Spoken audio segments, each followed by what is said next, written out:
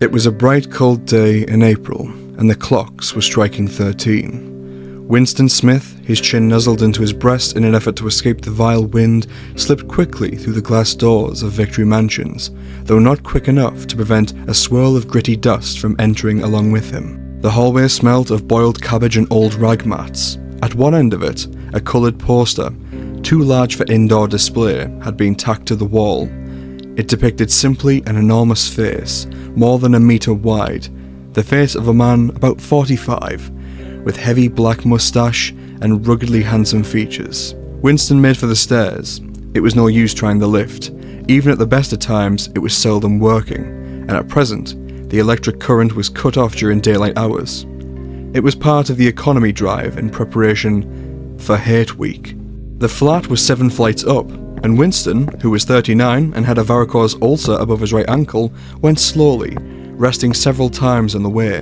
On each landing, opposite the lift shaft, the poster with the enormous face gazed from the wall. It was one of those pictures which were so contrived that the eyes follow you about when you move. "Big Brother is watching you," the caption beneath it ran.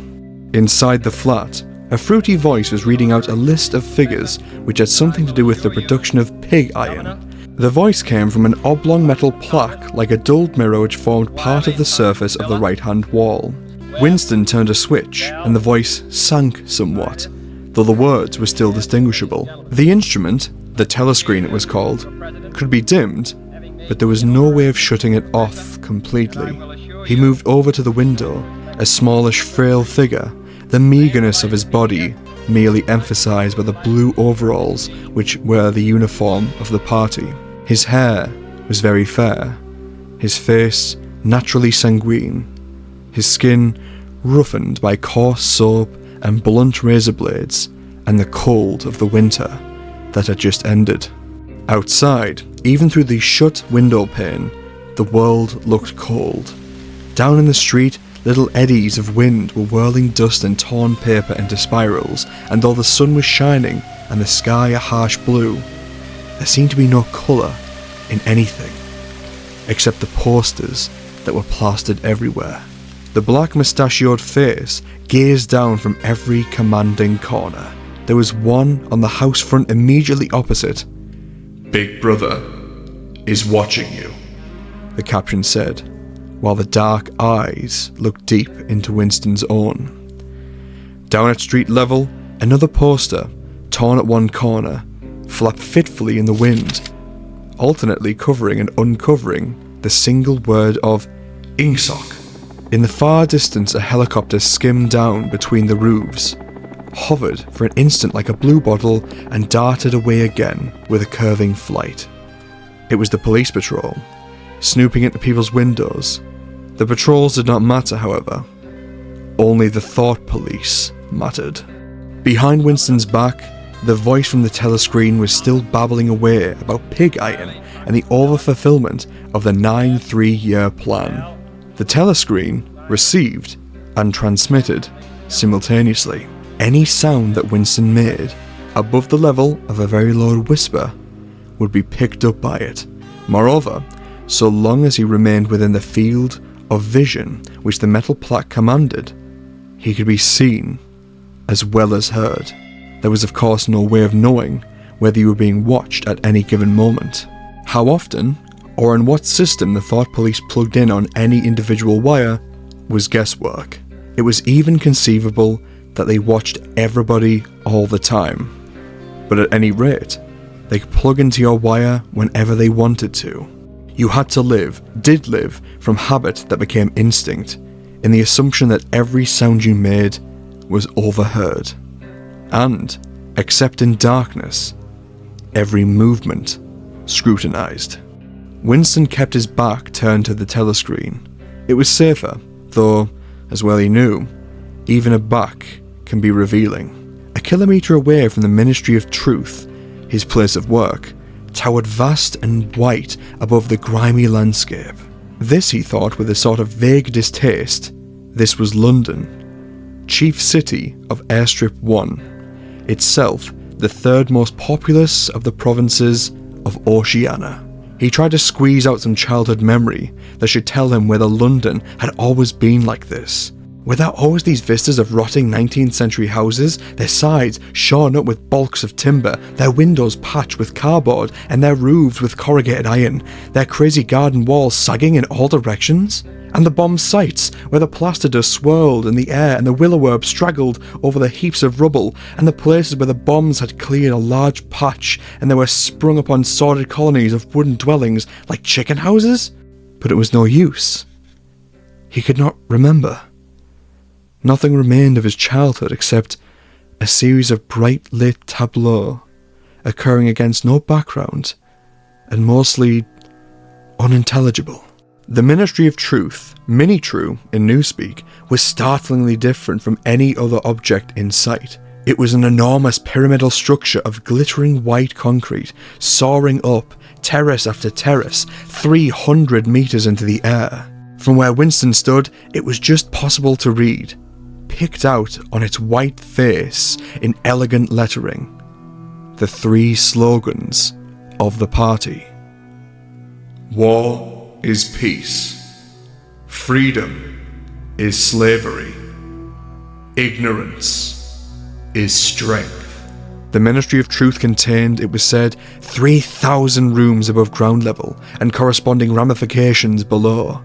Scattered about London, there were just 3 other buildings of similar appearance and size, so completely did they dwarf the surrounding architecture that from the roof of Victory Mansions, you could see all 4 of them simultaneously. They were the homes of the 4 ministries, between which the entire apparatus of government was divided. The Ministry of Truth, which concerned itself with news, entertainment, education, and the fine arts. The Ministry of Peace, which concerned itself with war. The Ministry of Love, which maintained law and order. And the Ministry of Plenty, which was responsible for economic affairs. Their names in Newspeak: Mini-True, Mini-Pax, Mini-Love, and Mini-Plenty. The Ministry of Love was the really frightening one. There were no windows in it at all.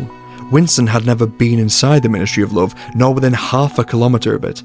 It was a place impossible to enter except on official business, and then only by penetrating through a maze of barbed wire entanglements, steel doors, and hidden machine gun nests. Even the streets leading up to its outer barriers were roamed by gorilla-faced guards in black uniforms, armed with jointed truncheons.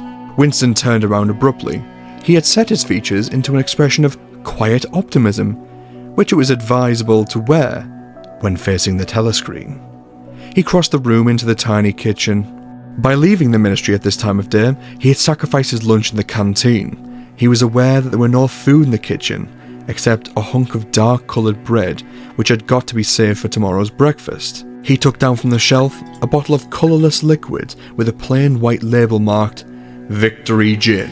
It gave off a sickly, oily smell, as of a Chinese rice spirit. Winston poured out nearly a teacupful, nerved himself for a shock, and gulped it down like a dose of medicine. Instantly his face turned scarlet and the water ran out of his eyes. The stuff was like nitric acid, and moreover, in swallowing it, one had the sensation of being hit in the back of the head with a rubber club. The next moment, however, the burning in his belly died down and the world began to look more cheerful. He took a cigarette from a crumpled packet marked Victory Cigarettes and incautiously held it upright, whereupon the tobacco fell out onto the floor. With the next, he was more successful. He went back down to the living room and sat down at a small table that stood to the left of the telly screen. From the table drawer, he took out a pen holder and a bottle of ink, and a thick, quarto-size blank book with a red back and a marbled cover.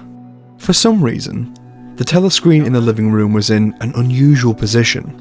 Instead of being placed as was normal in the end wall, where it could command the whole room, it was in the longer wall, opposite the window. To one side of it, there was a shallow alcove in which Winston was now sitting, and which, when the flats were built, had probably been intended to hold bookshelves. By sitting in the alcove and keeping well back, Winston was able to remain outside the range of the telescreen, so far as sight went. He could be heard, of course, but so long as he stayed in his present position, he could not be seen. It was partly the unusual geography of the room that had suggested to him the thing that he was now about to do. But it had also been suggested by the book that he had just taken out of the drawer. It was a peculiarly beautiful book. Its smooth, creamy paper, a little yellowed by age, was a kind that had not been manufactured for at least 40 years past. He could guess, however, that the book was much older than that. He had seen it lying in the window of a frowsy little junk shop in a slummy quarter of the town. Just what quarter, he did not now remember, and had been stricken immediately by the overwhelming desire to possess it. Party members were supposed not to go into ordinary shops, dealing on the free market, it was called, but the rule was not strictly kept because there were various things such as shoelaces and razor blades which it was impossible to get a hold of in any other way. He had given a quick glance up and down the street and then had slipped inside and bought the book for $2.50. At the time he was not conscious of wanting it for any particular purpose. He had carried it guiltily home in his briefcase, even with nothing written in it. It was a compromising possession. The thing that he was about to do was to open a diary. This was not illegal. Nothing was illegal since there were no longer any laws, but if detected, it was reasonably certain that it would be punished by death, or at least by 25 years in a forced labour camp. Winston fitted a nib into a pen holder and sucked it to get the grease off. The pen was an archaic instrument, seldom used even for signatures, and he had procured one, furtively and with some difficulty, simply because of a feeling that the beautiful creamy paper deserved to be written on with a real nib, instead of being scratched on with an ink pencil.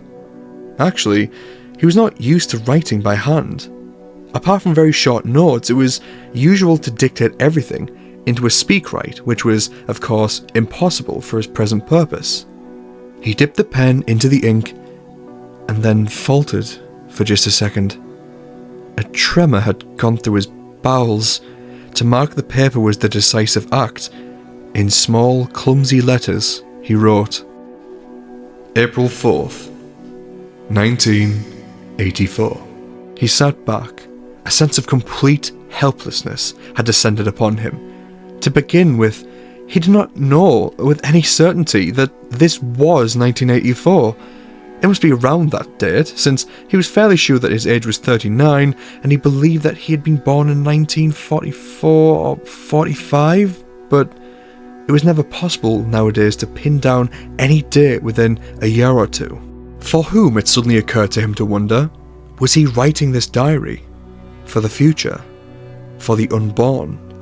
His mind hovered for a moment round the doubtful date on the page, and then he fetched up with a bump against the newspeak word, doublethink. For the first time, the magnitude of what he had undertaken came home to him. How could you communicate with the future? It was of its nature impossible. Either the future would resemble the present, in which case it would not listen to him, or it would be different from it, and, in his predicament, would be meaningless. For some time he sat gazing stupidly at the paper. The telescreen had changed over to strident military music. It was curious that he had seemed not merely to have lost the power of expressing himself, but even to have forgotten what it was that he originally intended to say. For weeks past, he had been making ready for this moment, and it had never crossed his mind that anything would be needed except courage. The actual writing would be easy. All he had to do was transfer to paper the interminable restless monologue that had been running inside his head literally for years. At this moment, however, even the monologue had dried up. Moreover, his varicose also had become itching unbearably. He dared not scratch it because if he did so, it always became inflamed. The seconds were ticking by. He was conscious of nothing except the blankness of the page in front of him, the itching of the skin above his ankle, the blaring of the music, and a slight booziness caused by the gin. Suddenly, he began writing in sheer panic, only imperfectly aware of what he was setting down. His small but childish handwriting straggled up and down the page, shedding first its capital letters and finally even its full stops. April 4th, 1984, last night to the flicks, all war films, one very good one of a ship full of refugees being bombed somewhere in the Mediterranean. Audience much amused by shots of great huge fat man trying to swim away with helicopter after him. First you saw him wallowing around in the water like a porpoise, then you saw him through the helicopter's gun sight, then he was full of holes and the sea around him turned pink and he sank suddenly as though the holes had let in the water. Audience shouting with laughter when he sank. Then you saw a lifeboat full of children with a helicopter hovering over it. There was a middle-aged woman, might have been a Jewess, sitting up in the bow with a little boy about 3 years old in her arms. Little boy screaming with fright and hiding his head between her breasts as if he was trying to burrow right into her, and woman putting her arms around him and comforting him, although she was blue with fright herself, all the time covering him up as much as possible as if she thought her arms could keep the bullets off him. Then the helicopter planted a 20-kilo bomb in among them, terrific flash, and the boat went all to matchwood. Then there was a wonderful shot of a child's arm going up right into the air. A helicopter with a camera in its nose must have followed it up, and there was a lot of applause from the party seats, but a woman down in the pro part of the house suddenly started kicking up a fuss and shouting they didn't ought to show it in front of the kids, and they didn't. It ain't right in front of the kids. It ain't until the police turned her out, and I don't suppose anything happened to her. Nobody cares what the pros say. Typical pro reaction. They never. Winston stopped writing, partly because he was suffering from cramp. He did not know what had made him pour out this stream of rubbish, but the curious thing was that while he was doing so, a totally different memory had clarified itself in his mind, to the point where he almost felt equal to writing it down. It was, he now realised, because of this other incident, that he had suddenly decided to come home and begin the diary today. It had happened that morning at the ministry, if anything so nebulous could be said to happen. It was nearly 1100. In the records department where Winston worked, they were dragging chairs out of the cubicles and grouping them into the centre of the hall, opposite the big telescreen, in preparation for the 2 minutes hit. Winston was just taking his place in the middle of the rows when two people who he knew by sight, but had never spoken to, came unexpectedly into the room. One of them was a girl, whom he had passed in the corridors. He did not know her name, but he knew she worked in the fiction department. Presumably, since he had sometimes seen her with oily hands and carrying a spanner, she had some mechanical job on one of the novel writing machines. She was a bold-looking girl of about 27, with thick dark hair, a freckled face, and swift, athletic movements. A narrow scarlet sash, emblem of the Junior Anti-Sex League, was wound several times round her waist of her overalls, just tightly enough to bring out the shapeliness of her hips. Winston had disliked her from the very first moment of seeing her. He knew the reason. It was because of the atmosphere of hockey fields and cold baths and community hikes and general clean-mindedness which she managed to carry about with her. He disliked nearly all women, and especially the young and pretty ones. It was always the women, and above all, the young ones, who were the most bigoted adherents of the party, the swallowers of slogans, the amateur spies and nosers out of unorthodoxy. But this particular girl gave him the impression of being more dangerous than most. Once when they passed in the corridor, she had given him a quick sidelong glance, which seemed to pierce right into him, and for a moment had filled him with black terror. The idea had even crossed his mind that she might be an agent of the thought police. That it was true was very unlikely. Still, he continued to feel a peculiar uneasiness, which had fear mixed up in it as well as hostility whenever she was anywhere near him. The other person was a man named O'Brien, a member of the inner party and holder of some post so important and remote that Winston had only a dim idea of its nature. A momentary hush passed over the group of people around the chairs as they saw the black overalls of an inner party member approaching. O'Brien was a large, burly man with a thick neck and coarse, humorous, brutal face. In spite of his formidable appearance, he had a certain charm of manner. He had a trick of resettling his spectacles on his nose which was curiously disarming, in some indefinable way, curiously civilized. It was a gesture which, if anyone had still thought in such terms, might have recalled an 18th century nobleman offering his snuff box. Winston had seen O'Brien perhaps a dozen times in almost as many years. He felt deeply drawn to him, not solely because he was intrigued by the contrast between O'Brien's urbane manner and his prize-fighter's physique. Much more, it was because of a secretly held belief, or perhaps not even a belief, merely a hope, that O'Brien's political orthodoxy was not perfect.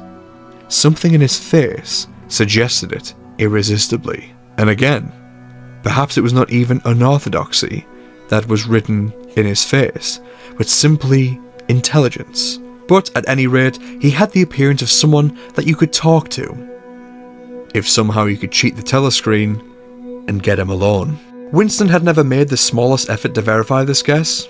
Indeed, there was no way of doing so. At this moment, O'Brien glanced at his wristwatch, saw that it was nearly 1100, and evidently decided to stay in the record department until the 2 minutes hate was over. He took a chair in the same row as Winston, a couple of places away. A small, sandy-haired woman who worked in the next cubicle to Winston was between them. The girl with dark hair was sitting immediately behind. The next moment, a hideous grinding screech, as if some monstrous machine running without oil, burst from the big telescreen at the end of the room. It was a noise that set one's teeth on edge and bristles the hair at the back of one's neck.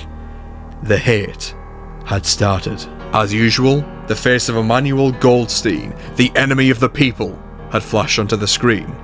There were hisses here and there among the audience. The little sandy-haired woman gave a squeak of mingled fear and disgust.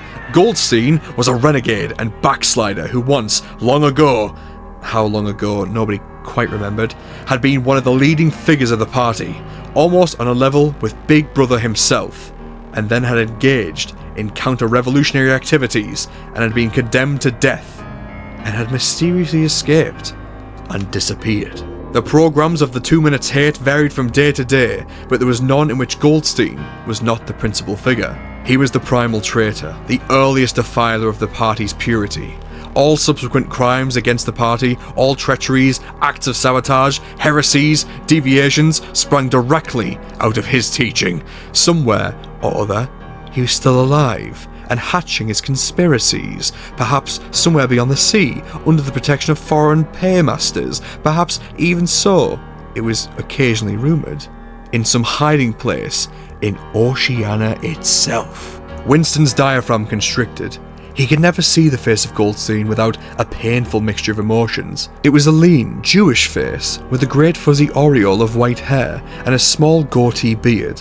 A clever face, and yet somehow inherently despicable, with a kind of senile silliness in the long thin nose, near the end of which was a pair of spectacles was perched. It resembled the face of a sheep, and the voice too had a sheep-like quality. Goldstein was delivering his usual venomous attack upon the doctrines of the party, an attack so exaggerated and perverse that a child should have been able to see through it, and yet just plausible enough to fill one with an alarmed feeling that other people, less level-headed than oneself, might be taken in by it. He was abusing Big Brother. He was denouncing the dictatorship of the party. He was demanding the immediate conclusion of peace with Eurasia. He was advocating freedom of speech, freedom of press, freedom of assembly, freedom of thought. He was crying hysterically that the revolution had been betrayed, and all this in rapid polysyllabic speech, which was a sort of parody of the habitual style of the orators of the party, and even contained newspeak words, more newspeak words, indeed, than any party member would normally use in real life. And all the while, lest one should be in any doubt as to the reality in which Goldstein's specious trap covered,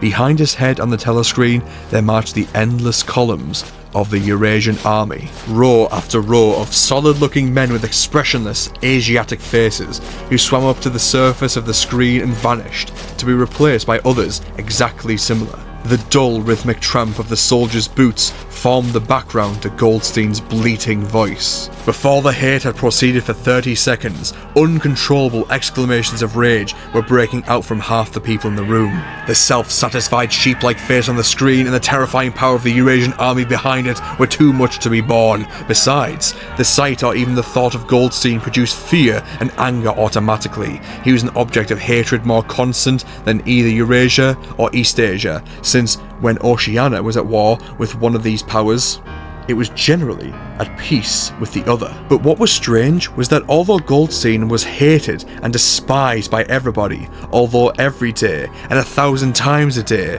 on platforms, on the telescreen, in newspapers, in books, his theories were refuted, smashed, ridiculed, held up to the general gaze for the pitiful rubbish that they were, in spite of all of this, his influence never seemed to grow less. Although there were fresh dupes waiting to be seduced by him, a day never passed when spies and saboteurs acting under his directions were not unmasked by the thought police.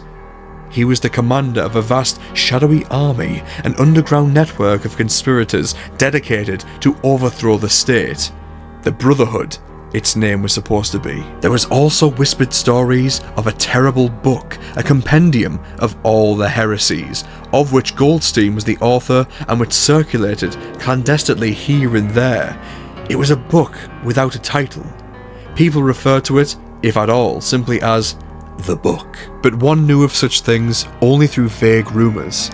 Neither the Brotherhood nor the book was a subject that any ordinary party member would mention if there was a way of avoiding it. In its second minute, the hate rose to a frenzy. People were leaping up and down in their places and shouting at the tops of their voices in an effort to drown the maddening, bleating voice that came from the screen. The little sandy-haired woman had turned bright pink, and her mouth was opening and shutting like that of a landed fish. Even O'Brien's heavy face was flushed. He was sitting very straight in his chair, his powerful chest swelling and quavering as though he was standing up to the assault of a wave. The dark-haired girl behind Winston had begun crying out, "Swine, swine, swine," and suddenly she picked up a heavy Newspeak dictionary and flung it at the screen. It struck Goldstein's nose and bounced off. The voice continued inexorably. In a lucid moment, Winston found that he was shouting with the others and kicking his heel violently against the rung of his chair. The horrible thing about the 2 minutes hate was not that one was obliged to act a part, but that it was impossible to avoid joining in. Within 30 seconds, any pretense was always unnecessary. A hideous ecstasy of fear and vindictiveness, a desire to kill, to torture, to smash faces with a sledgehammer seemed to flow through the whole group of people like an electric current, turning one, even against one's will, into a grimacing, screaming lunatic. And yet, the rage that one felt was an abstract, undirected emotion which could be switched from one object to another like the flame of a blow lamp. Thus, at one moment, Winston's hatred was not turned against Goldstein at all, but, on the contrary, against Big Brother, the party, and the thought police. And at such moments his heart went out to the lonely, derided heretic on the screen, sole guardian of truth and sanity in a world of lies. And yet, at the very next instant, he was at one with the people about him, and all that was said of Goldstein seemed to him to be true. At those moments, his secret loathing of Big Brother changed into adoration, and Big Brother seemed to tower up, an invincible, fearless protector, standing like a rock against the hordes of Asia, and Goldstein, in spite of his isolation, his helplessness, and the doubt that hung about his very existence, seemed like a sinister enchanter, capable, by the mere power of his voice, of wrecking the structure of civilization. It was even possible at moments to switch one's hatred this way or that by a voluntary act. Suddenly, by the sort of violent effort which one wrenches one's head away from the pillow in a nightmare, Winston succeeded in transferring his hatred from the face on the screen to the dark-haired girl behind him. Vivid, beautiful hallucinations flashing through his mind. He would flog her to death with a rubber truncheon. He would tie her naked to a stake and shoot her full of arrows like Saint Sebastian. He would ravish her and cut her throat at the moment of climax. Better than before, moreover, he realized why it was he hated her. He hated her because she was young and pretty and sexless, because he wanted to go to bed with her and would never do so, because round her sweet supple waist, which seemed to ask you to circle it with your arms, there was only the odious scarlet sash, aggressive symbol of chastity. The hate rose to its climax. The voice of Goldstein had become an actual sheep's bleat, and for an instant the face changed into that of a sheep. Then the sheep face melted into the figure of a Eurasian soldier, who seemed to be advancing, huge and terrible, his submachine gun roaring and seeming to spring out the surface of the screen, so that the people in the front row actually flinched backwards in their seats. But in the same moment, drawing a deep sigh of relief from everybody, the hostile figure melted into the face of Big Brother. black-haired, black-mustachioed, full of power and mysterious calm, and so vast that it almost filled up the screen. Nobody heard what Big Brother was saying. It was merely a few words of encouragement, the sort of words that are uttered in the din of battle, not distinguishable individually, but restoring confidence by the fact of being spoken. Then the face of Big Brother faded away again, and instead, the three slogans of the party stood out in bold capitals. War is peace. Freedom is slavery. Ignorance is strength. But the face of Big Brother seemed to persist for several seconds on screen, as though the impact it had made on everyone's eyeballs was too vivid to wear off immediately. The little sandy-haired woman had flung herself forward over the back of the chair in front of her. With a tremulous murmur that sounded like, "My saviour," she extended her arms towards the screen, then she buried her face in her hands.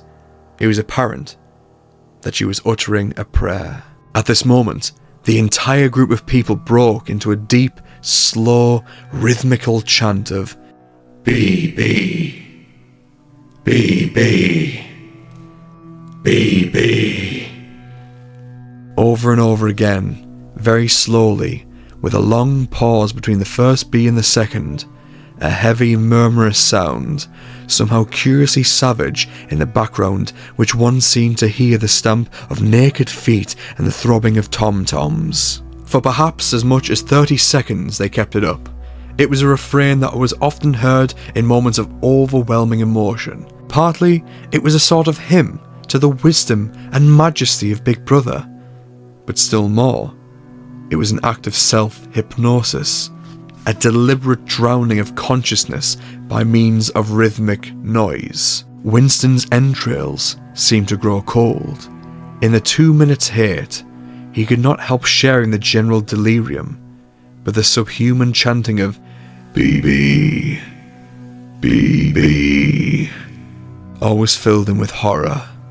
Of course he chanted with the rest.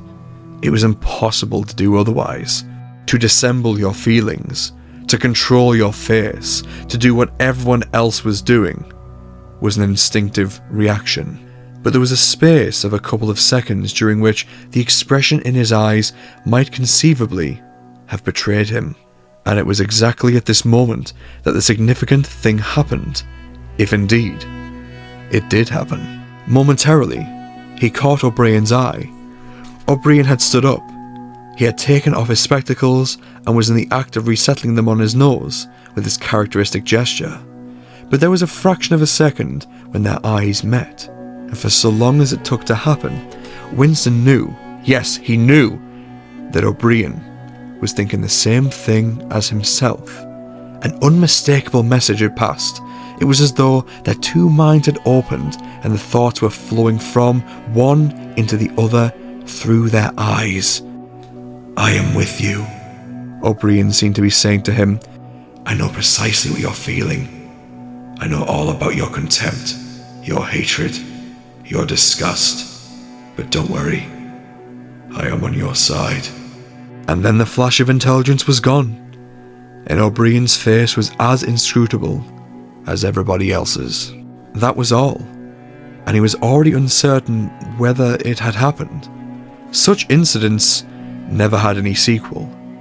All they did was keep alive in him the belief or hope that others beside himself were enemies of the party. Perhaps the rumours of vast underground conspiracies were true, after all. Perhaps the Brotherhood really existed. It was impossible, in spite of the endless arrests and confessions and executions, to be sure that the Brotherhood was not simply a myth. Some days he believed it, some days not.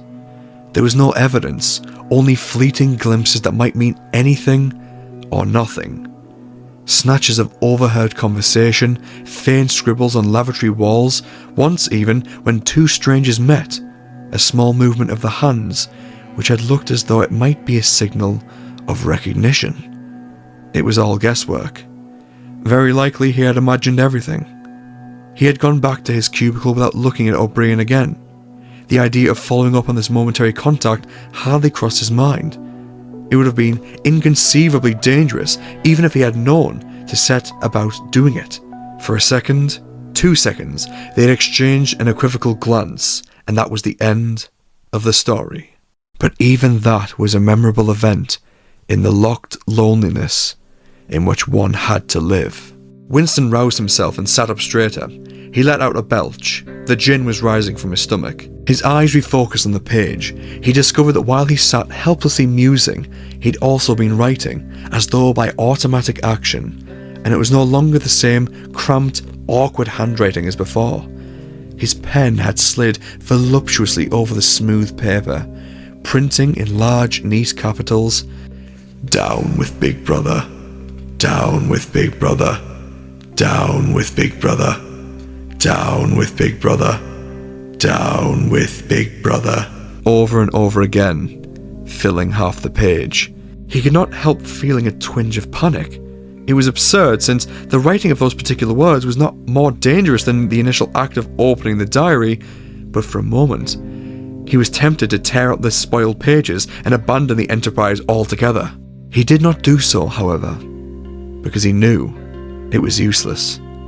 Whether he wrote "Down with Big Brother," or whether he refrained from writing it, made no difference. Whether he went on with the diary, or whether he did not go on with it, made no difference. The thought police would get him just the same. He had committed, would still have committed, even if he had never set pen to paper, the essential crime that contained all others in itself. Thought crime, they called it.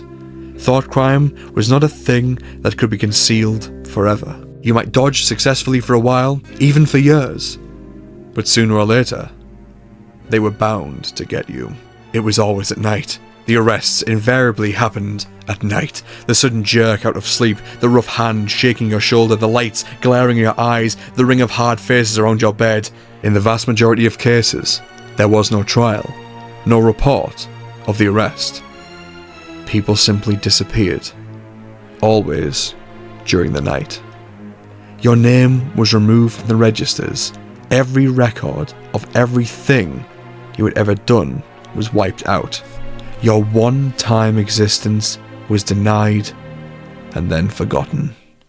You were abolished, annihilated, vaporized was the usual word. For a moment, he was seized by a kind of hysteria. He began writing in a hurried, untidy scrawl. "They'll shoot me. I don't care. They'll shoot me in the back of the neck. I don't care. Down with Big Brother. They always shoot you in the back of the neck. I don't care. Down with Big Brother." He sat back in his chair, slightly ashamed of himself, and he laid down the pen. The next moment, he started violently. There was a knocking at the door. Already? He sat as still as a mouse, in the futile hope that whoever it was might just go away after a single attempt. But no. The knocking repeated. The worst thing of all would be to delay. His heart was thumping like a drum, but his face, from long habit, was probably expressionless. He got up and moved heavily towards the door.